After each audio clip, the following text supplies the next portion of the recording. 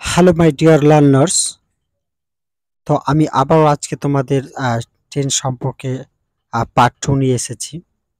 এর আগের দিন আমি দেখেছিলাম যে টেন্স কয় প্রকার। প্রথমত আমরা এর আগের দিন শিখেছিলাম যে টেন্স 3 প্রকার হয়, যেটা হচ্ছে প্রেজেন্ট আর পাস্ট অ্যান্ড ফিউচার্স। এবার হচ্ছে এই প্রেজেন্ট, পাস্ট অ্যান্ড ফিউচার্স এই টেন্সগুলির আবারও প্রত্যেকটার কিন্তু 4টা করে ভাগ আছে। তো আজকে আমি শুধু প্রেজেন্টের ভার্বগুলো আজকে আলোচনা করব। কারণ যে একসাথে এতগুলো আলোচনা করতে গেলে লং ভিডিও হয়ে যাবে। আর লং ভিডিও দেখতে অ্যাকচুয়ালি তোমাদের আ ইচ্ছাও চায় না বা বিরক্তকর লাগে তোমাদের। একসাথে বুঝাবো আমি একদিন। আগে প্রত্যেকটার পার্ট করে আমি বুঝিয়ে দিই, তারপরে একসাথে আমি তোমাদের জিনিসটাকে আলোচনা করাবো। তাহলে দেখো ওইখানে সর্বপ্রথম প্রেজেন্টের ভাগগুলোতে আমাদের এখানে 4 প্রকার হয় প্রেজেন্ট। প্রেজেন্টের ভাগগুলো প্রত্যেকটারই 4 প্রকার আছে। তাহলে এখানে আমরা জানবো যে প্রথমটা হচ্ছে 1 নাম্বার হচ্ছে প্রেজেন্ট সিম্পল অথবা ইনডেফিনিট বলতে পারো।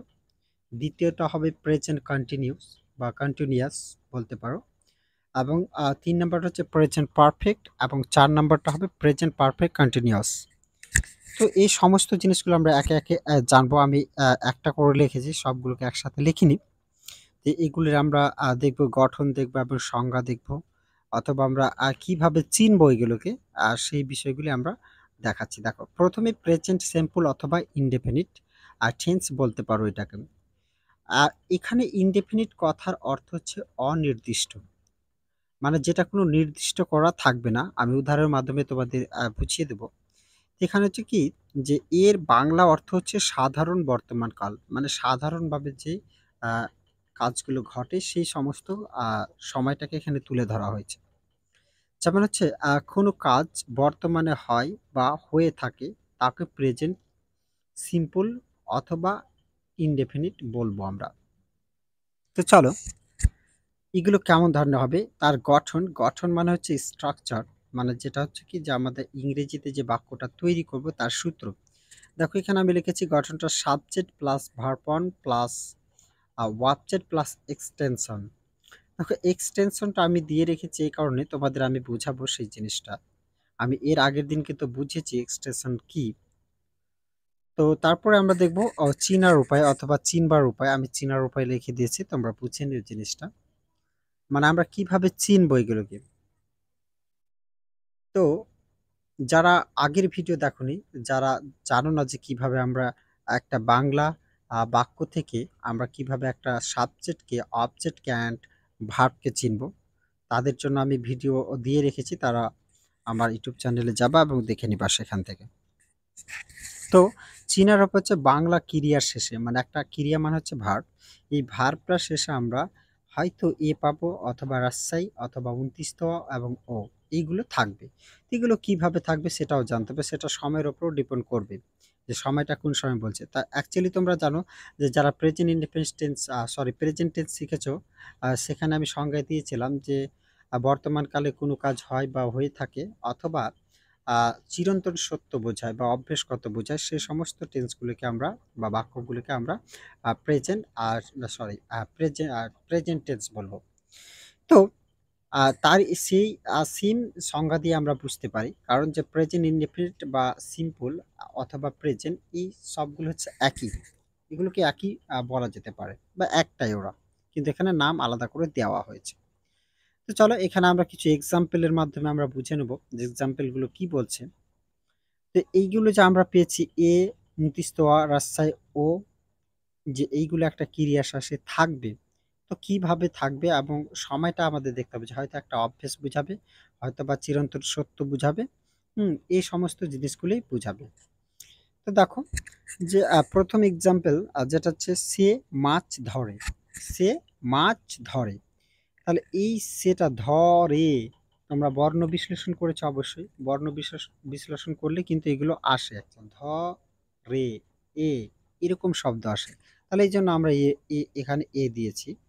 তাহলে সে মাছ ধরে, এটা একটা অভ্যেসও বোঝাচ্ছে। দেখো, এখানে নির্দিষ্ট করে বলে দেওয়া নেই যে তুমি কখন ধরছো। যদি এই নির্দিষ্ট করে বলা দেওয়া থাকে যে আমি মাছ ধরছি বা আমি মাছ ধরেছিলাম, এই সমস্ত যদি বোঝানো হয় তাহলে আমরা অন্য টেন্স ভেবে দেখব। কিন্তু এখানে একটা অভ্যাসের কথা বোঝানো হয়েছে সেটা সিম্পল ভাবে সাধারণ সময়ে আ বলা হয়েছে। তাহলে দেখো এর ইংলিশটা কি হবে? তা আমরা শিখেছি।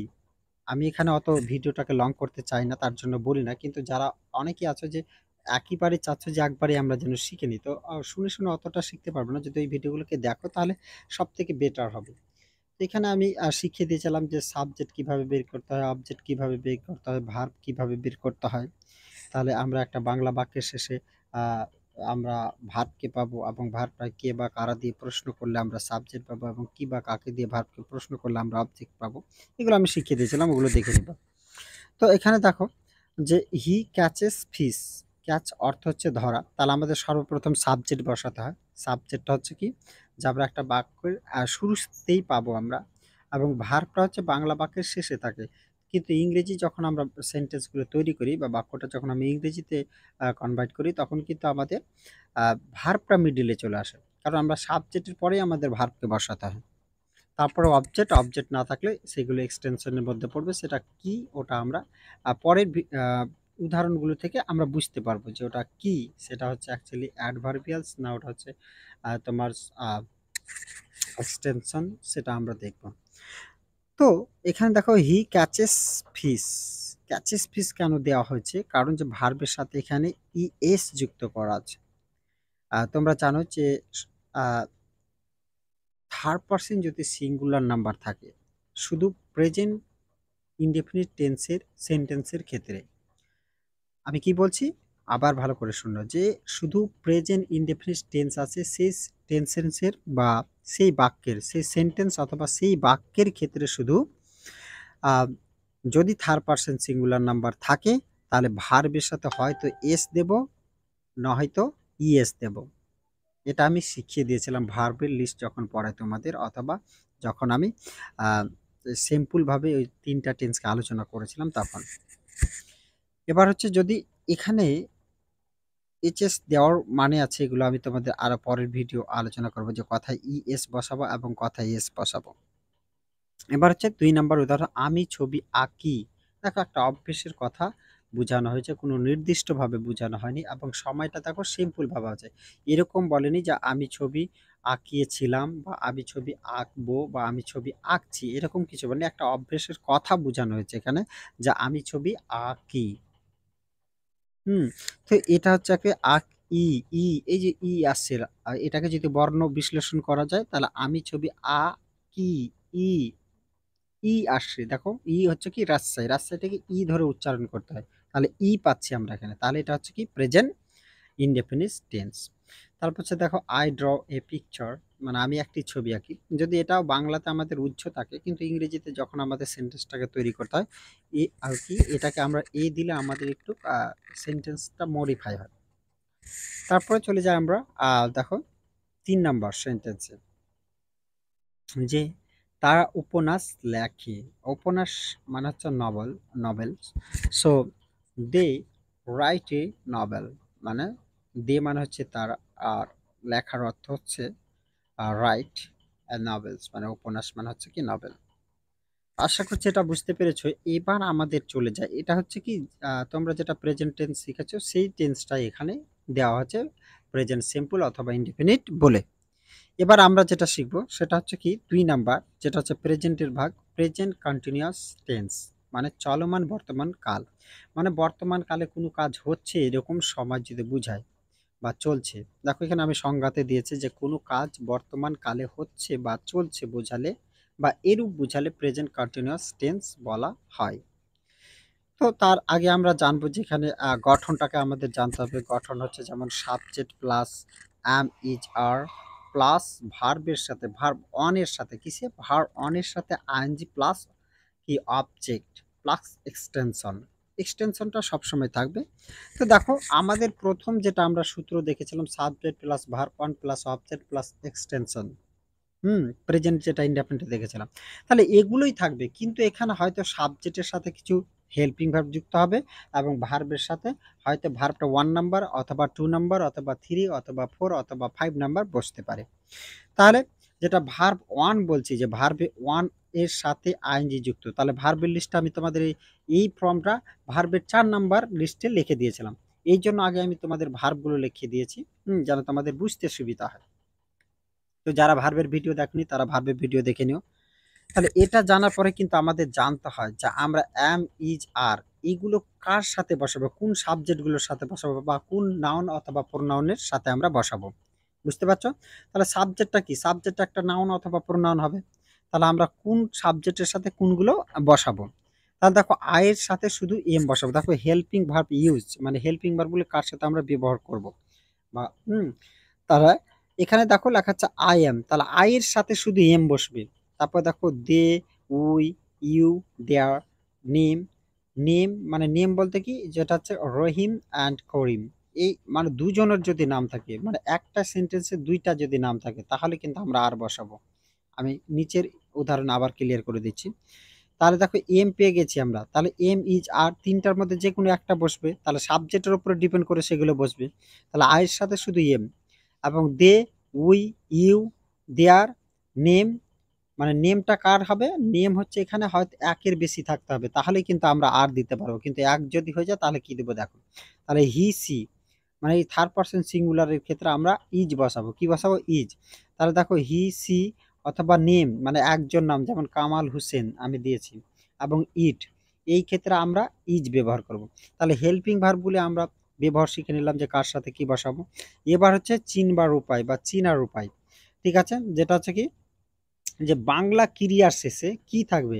ছি, ছে, ছো বা ছি, ছ, ছে, মানে দুটাই হচ্ছে একই, কিন্তু এগুলোর বিষয় আছে, আমি বুঝিয়ে দিচ্ছি কেন এগুলো আমি দিয়েছি। যে তোমরা হয়তো ছি আর ছি এখানে দেখো ছয় ঋষি শুধু দিয়েছে, আর একটাতে ছয় ছয় সংযুক্ত ঋষি দিয়েছি। তাহলে এগুলো হচ্ছে কি যাচ্ছি, আবার যাইতেছি। যখন আমরা ঢাকাইয়া ভাষাতে কথা বলি তখন কিন্তু আমরা যে যাইতেছি এরকম শব্দ হয়। এবার আমি যাচ্ছি তখন ছয় ছয় ছয় সংযুক্ত ঋষি হয়। এই কারণে দিয়েছি, যদি আবার এইগুলো তোমরা পাই তাহলে কনফিউজ হয়ে যাবে, তার জন্য আমি দিয়েছি। তাহলে এগুলো হচ্ছে কি একটা বর্তমান সময়ে সেগুলো কি চলতে থাকবে। তাহলে উদাহরণের মাধ্যমে আমরা বুঝবো। দেখো এক্সাম্পল, যে আমি বাজারে যাচ্ছি। তাহলে বাজারে তুমি যাচ্ছ, কাজটা কি চলছে বর্তমানে।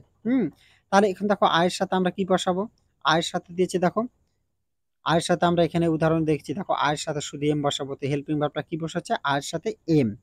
তারপর হচ্ছে কি, যে এম এর পর হচ্ছে কি, দেখো এখানে ভার্বের সাথে, দেখো ভার্ব অন এর সাথে আইএনজি বসবে। তো ভার্ব অন হচ্ছে কি, যাওয়ার অর্থ হচ্ছে কি গো, তাহলে গো এর সাথে আইএনজি হয়েছে, তাহলে গোয়িং।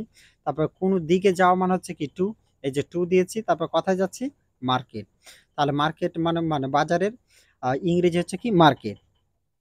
তো দেখো এখন এই সেন্টেন্সটা কি হচ্ছে, যে I am going to market, মানে আমি বাজারে যাচ্ছি। তাহলে এখন আমাদের কনফিউজ থাকবে না যেটা বাজারে যাচ্ছি না বাজারে যাই। যদি আমরা এরকম যাই, এগুলো বর্তমান সময়ে কাজটা চলতে থাকবে। তারপর হচ্ছে কি আমাদের তুমি চিঠি লিখছো, তুমি চিঠি লিখছো মানে বর্তমানে তুমি চিঠিটা লিখছো, এরকম কথা বলা হচ্ছে, মানে কন্টিনিউ কাজটা চলছে। তাহলে দেখো এখানে তুমির সাথে আমরা কি দেবো? দেখো তুমির সাথে এখানে কি দিতে হবে? হেল্পিং ভার্বটা। তাহলে কি তুমির সাথে আর কি আছে? আর। তাহলে এখানে you were writing a letter, মানে এরকম বলছে যে তুমি একটি চিঠি লিখছো, কিন্তু এখানে একটিটা উজ্জ্ব থাকে। বাংলা কথা আমাদের অনেক উজ্জ্ব থাকে, যেমন আমরা বললাম যে তুমি একজন ছাত্র। হুম তাহলে ওখানে হয় যে আই এম এ স্টুডেন্ট, তো এম কথার অর্থ যে হচ্ছে হয়, কিন্তু আমি হয় একজন ছাত্র, কিন্তু ওই হয়টা উজ্জ্ব থাকে। সেরকম এখানে এটাও একটা উজ্জ্ব আছে। তো দেখো এই কাজটাও কিন্তু চলছে। তাহলে এগুলো কিসের উপরে ডিপেন্ড করে হবে? দেখো তোমরা অনেকে দেখছো ছো, ছে, ছি, এগুলো হচ্ছে সাবজেক্টের উপরে ডিপেন্ড করে বসে। যেমন এখন যদি বলে আমি যাচ্ছি, তুমি যাচ্ছ, সে যাচ্ছে, হ্যাঁ। এবার তুমি করছো, এই যে ছ, ছে, ছি, এরকম শব্দগুলি হচ্ছে সেটা সম্পূর্ণ সাবজেক্টের উপরে ডিপেন্ড করে সেগুলো বসছে। এবার হচ্ছে ৩ নাম্বার দেখো, যে সে টিভি দেখছে। তাহলে টিভিটা কি দেখছে, বর্তমানে দেখছে, কাজটা চলছে। তাহলে এই জিনিসটা দেখো এখন আমরা দেখবো যে হি অথবা সি দিয়েছি আমি, তো এর সাথে কি বসাবো? দেখো হি অথবা সি এর সাথে আমরা ইজ বসাবো, হেল্পিং ভার্ব।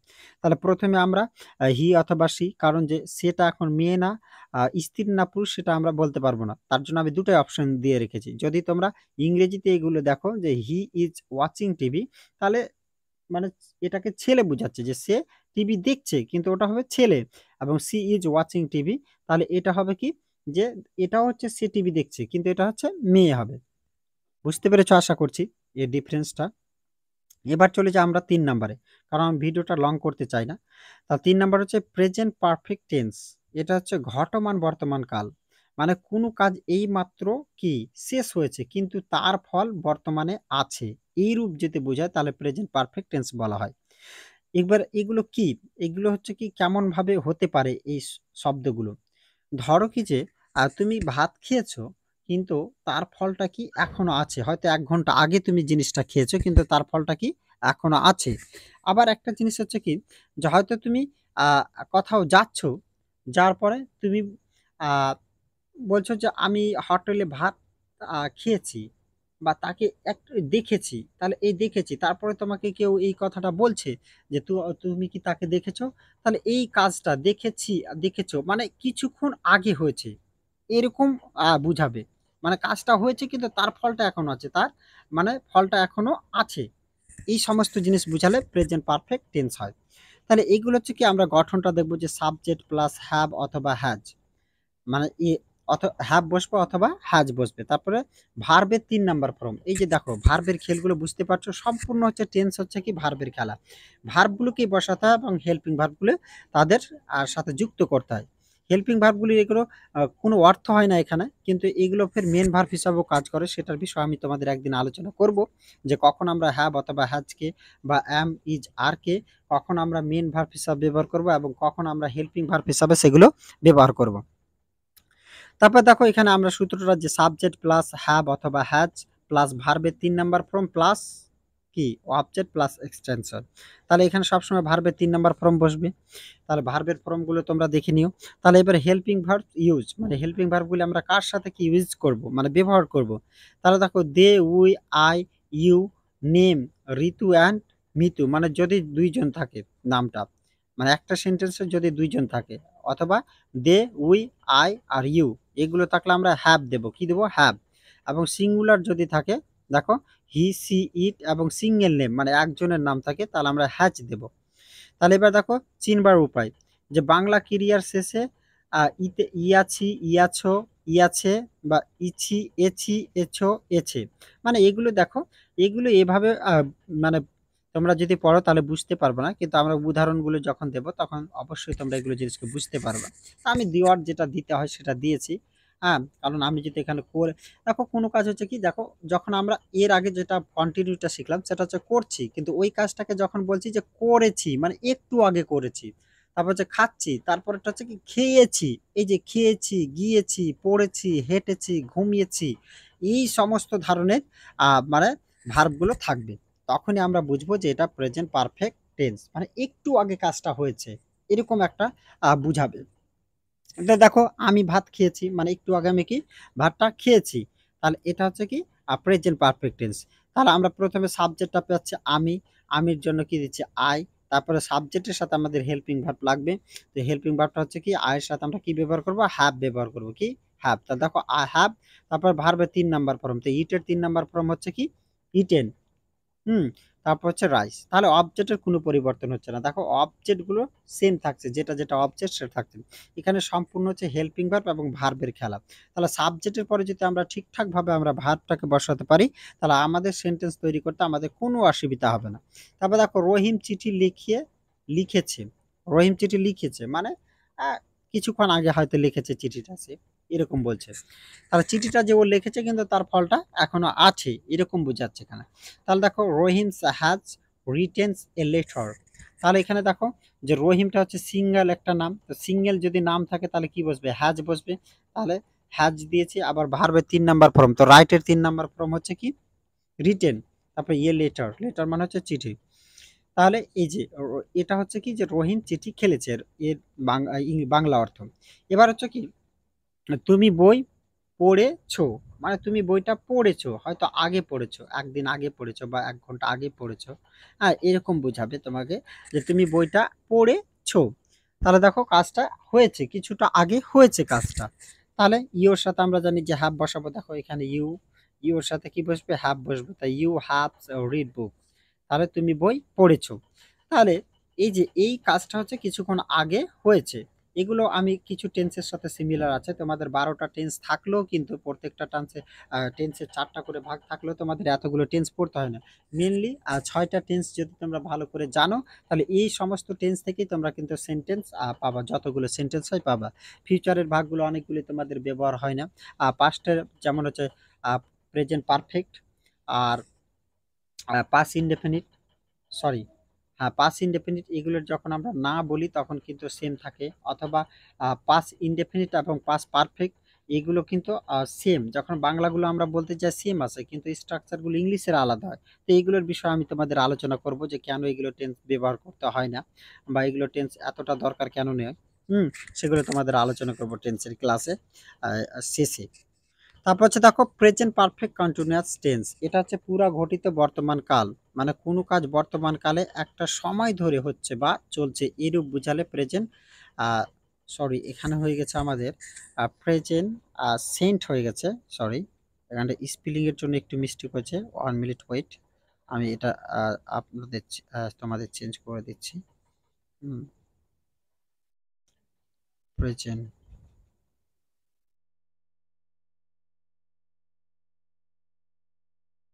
এখানে এটা এক্সট্রা বসে গেছে। তাহলে হচ্ছে কি প্রেজেন্ট পারফেক্ট কন্টিনিউয়াস টেন্স, তাহলে এটা হচ্ছে পুরা ঘটিত বর্তমান কাল। তাহলে এর সূত্রগুলো দেখো, যে গঠন হচ্ছে সাবজেক্ট, সাবজেক্টের সাথে দেখো এর আগে যেটা প্রেজেন্ট পারফেক্টে পেয়েছিলাম হ্যাভ অথবা হ্যাজ, তাহলে এগুলোর সাথে শুধু বিন যুক্ত হচ্ছে, কি হচ্ছে বিন যুক্ত, দেখো হ্যাজ বিন অথবা হ্যাভ বিন, এবং ভার্বের সাথে আইএনজি ফর্ম বসবে। যখনই তোমরা কন্টিনিউ কথাটা শুনে নিবা তখনই কিন্তু ভার্বের সাথে আইএনজি যুক্ত হবে, এবং যখনই তোমরা পারফেক্ট কথা শুনে নিবা তখনই কিন্তু ভার্বের ৩ নাম্বার ফর্ম যুক্ত হবে। বুঝতে পারছো যে পারফেক্ট, প্রত্যেকটা পারফেক্ট টেন্স আছে সবগুলোর সাথে ভার্বের ৩ নাম্বার ফর্ম বসবে, আর প্রত্যেকটা কন্টিনিউর সাথে ভার্বের আইএনজি ফর্ম বসবে। তাহলে এইভাবে আমি সহজে তোমাদের মনে রাখার জন্য একটা ট্রিক বানাবো। তোমাদের এই টেন্স কমপ্লিটের পরে আমি সেই ভিডিওটা তোমাদের দেব। তাহলে হচ্ছে এর আগে যেটা তোমরা হ্যাভ অথবা হ্যাজ এর সাথে যা বসেছিল যে সাবজেক্ট গুলো, আর সেম সিস্টেমে এখানে দেখো, তাহলে হ্যাভ বিনের সাথে সেটা বসবে এবং হ্যাজ বিনের সাথেও মানে সেটাই বসবে। বুঝতে পারছো? তাহলে এখানে হ্যাভ বিন হবে, এখানে আমার মিস্টেক হয়ে গেছে সামথিং, বাট আমি এখনই ঠিক করে দিচ্ছি। আমার লেখাতে অনেকটা লেট হচ্ছে, তার জন্য আমি কিন্তু আগে থেকে তোমাদের ভিডিওগুলো বানিয়ে রাখি। যেন সুবিধা হয়। নাহলে লং ভিডিও অ্যাকচুয়ালি তোমাদের দেখতে ভালো লাগে না। তো আমি আ না হলে আমি তোমাদের ডাইরেক্টলি এগুলো দেখাতাম আরো বুঝিয়ে, কিন্তু আমার ল্যাপটপ নেই, যেহেতু আমি এখানে মোবাইল থেকে ক্লাস করছি, তাই অনেকটাই আমাদের সমস্যা হচ্ছে। ক্লাস করতে লেখার অসুবিধা হচ্ছে। তারপর দেখো চিনবার উপায় হচ্ছে কি, তাহলে প্রেজেন্ট কন্টিনিউ যেটা তোমাদের ছি, ছে, ছো এরকম ছিল সেইটাই পড়বে। খালি এখানে একটা সময় উল্লেখ থাকবে। দেখো এখানে একটা কি থাকবে? শুধু একটা সময় উল্লেখ থাকবে। এই যে আমি দিয়েছিলাম দেখো, যে একটা কি সময় থাকবে, সেটা হচ্ছে কি ১ ঘন্টা বা ১ দিন বা সকাল থেকে, বা এরকম একটা উদাহরণের মাধ্যমে আমরা আরো ভালো করে বুঝে নেব। তাহলে যেমন ধরে, বা দেখো এখানে লিখেছে যে চিনবার উপায়, সেখানে বাংলা ক্রিয়াপদের শেষে ছি, ছে, ছো অথবা ছি, ছে, ছো মানে একই উচ্চারণগুলো হয়, কিন্তু এগুলো স্পেলিং গুলো আলাদা, আলাদা। কিন্তু এখানে একটা সময় থাকবে, কিন্তু এখানে কি থাকবে? একটা সময় থাকবে। দেখো ধরে বা জন্য থাকলে, যদি ধরে অথবা জন্য থাকে সেন্টেন্সের মধ্যে, তার জন্য ফর হবে, এবং আর হইতে বা থেকে থাকলে তার জন্য সিন্স হবে। তাহলে এক্সাম্পলের মাধ্যমে আমরা জানবো। তাহলে হচ্ছে কি, যে আমি ১ ঘন্টা ধরে কাজ করছি। দেখো তো কন্টিনিউ কি ছিল? করছি, করছি। ওখানেও এরকম ছিল যে করছি। দেখো আমি আ বই পড়ছি, আমি চিঠি লিখছি, আমি কাজ করছি। তাহলে ওটা হয়ে যাচ্ছে কি? Present continue. আর যখনই এই কথাটা একটা সময় ধরে থাকবে, হয়তো সকাল থেকে থাকবে, ১ ঘন্টা ধরে থাকবে, ১৫ মিনিট ধরে থাকবে, তখনই কিন্তু এটা প্রেজেন্ট পারফেক্ট কন্টিনিউয়াস টেন্স হয়ে যাবে।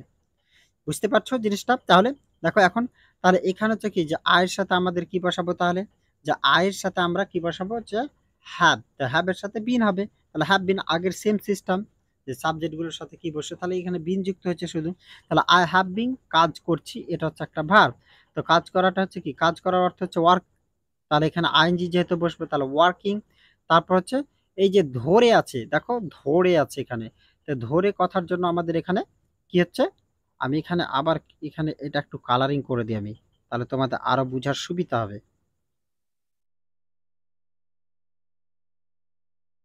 আমি যেগুলো ধরে থেকে হচ্ছে কি না সেগুলো আমি একটু কালার করে দিই। তাহলে তোমাদের বুঝার সুবিধার্থে খুব ভালো হবে।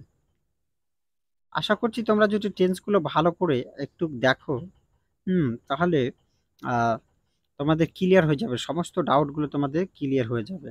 তোমরা হয়তো টেন্সগুলোকে গুরুত্ব দিচ্ছ না, আর বড় ভিডিও তার জন্য আরো গুরুত্ব দিচ্ছ না। কিন্তু যারা অ্যাকচুয়ালি প্র্যাকটিক্যাল নিয়মে শিখতে চাও, যারা ইংরেজিটাকে মনে করছো যে আমরা এই ইংরেজিটাকে পুরোপুরিভাবে শিখব, তাদের আমি বলছি যে তোমরা এই ক্লাসগুলোকে পার্ট অনুযায়ী আসো। আবার যদি তোমরা কেউ বুঝতে না পারো আমাকে অবশ্যই কমেন্ট করে জানাবে। আমি সেগুলোর ব্যাপারে তোমাদের বিস্তারিতভাবে আলোচনা করে বুঝিয়ে দেব। হুম। তো চলো, তাহলে আমি ১ ঘন্টা ধরে কাজ করছি। তাহলে আমি বলেছিলাম যে ধরে এবং জন্য থাকলে ফর হবে এবং হইতে অথবা থেকে থাকলে সিন্স হবে।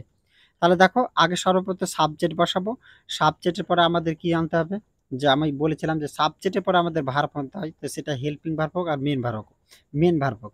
তাহলে এখানে হেল্পিং ভার্ব হচ্ছে I have been working for কয় ১ ঘন্টা ধরে করছি। তাহলে 1 আওয়ার্স। 1 আওয়ার মানে হচ্ছে কি ১ ঘন্টা। ঠিক আছে? তাহলে আমি ১ ঘন্টা ধরে কাজ করছি। তাহলে ধরে আছে তার জন্য ফর দিয়েছি। হুম। এবার হচ্ছে দেখো, আমি এইগুলো চিহ্ন করে দিই, যেগুলো আমি এখানে ফর দিয়েছি সেগুলো চিহ্ন করে দিই, তোমাদের আরো বোঝার সুবিধা হয়ে যাবে। হুম। তাহলে এইগুলোর বিষয় তোমাদের ডাউট সম্পূর্ণভাবে ক্লিয়ার হয়ে যাবে, যেগুলো কেন হয়েছে।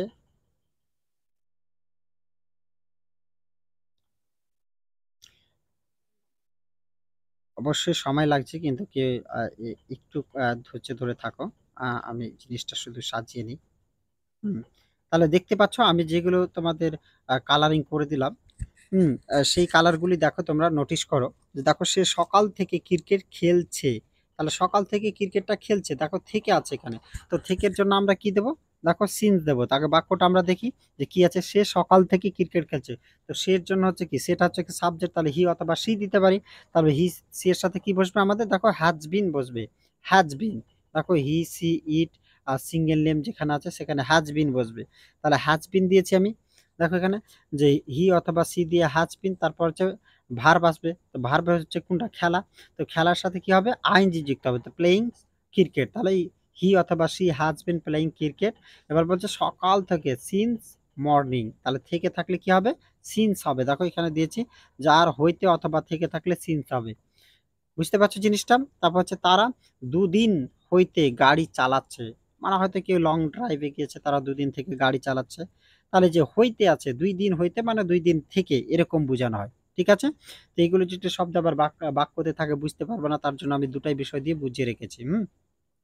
তারা ২ দিন হইতে গাড়ি চালাচ্ছে। তাহলে দে এর সাথে কি বসবে? হ্যাভ। তাহলে দে হ্যাভ বিন ড্রাইভিং এ কার।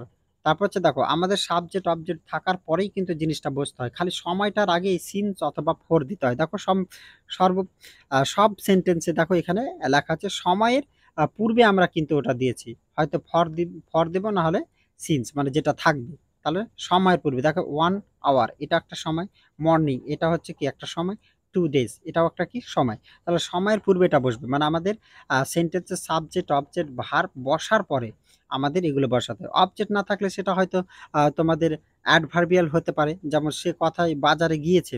তাহলে সে বাজারে যেত। কথায় গিয়েছে বাজারে। তো কথায় দিয়ে এগুলো হচ্ছে কি কথায়, হোয়েন যদি এরকম থাকে যে হোয়ারস, হোয়েনস, হোয়াই এবং হাউ, এই সমস্তগুলি যদি ভার্ব দিয়ে প্রশ্ন করে এই সমস্ত দিয়ে উত্তর আসে, তাহলে কিন্তু এগুলোকে অ্যাডভার্বিয়াল বলা হয়। আমি এর ব্যাপারে আমি বলেছি এক জায়গায়, তবেও আমি তোমাদের জানিয়ে রাখছি এবং পরবর্তীতে এইগুলো বিষয়ে আরো আলোচনা করব। হুম। তো এইগুলো হচ্ছে সেন্টেন্স। তোমাদের আমি জাস্ট এতগুলো উদাহরণ লিখে দেখাতে পারছি না, ভিডিওগুলো লং হয়ে যাচ্ছে। তোমরা এই সিস্টেমে আরো তোমরা নিজে নিজে সেন্টেন্স তৈরি করবা এবং সেগুলি নিজেরাই ফর্ম ফিল আপ করবা। যে ওগুলো পারছো কিনা তোমরা নিজেরাই ওটাকে ক্লাব করবা। না পারলে অবশ্যই আমাকে কমেন্ট করে জানাবা, আমি সেগুলো করে দেবো। তো আমি এইগুলো একবার দেখে নিচ্ছি, তোমরা স্ক্রিনশট মারার যদি হয় তাহলে মেরে নাও। হ্যাঁ? আর এগুলোকে বারবার প্র্যাকটিস করতে হয়। এগুলো হচ্ছে কি আমরা ম্যাথমেটিক থাক আর যা কিছু থাক, এগুলো সম্পূর্ণ আমাদের কি করতে হয়? প্র্যাকটিস করতে হয়। আমাদের বারবার করে পড়তে হয়, আমাদের লিখতে হয়।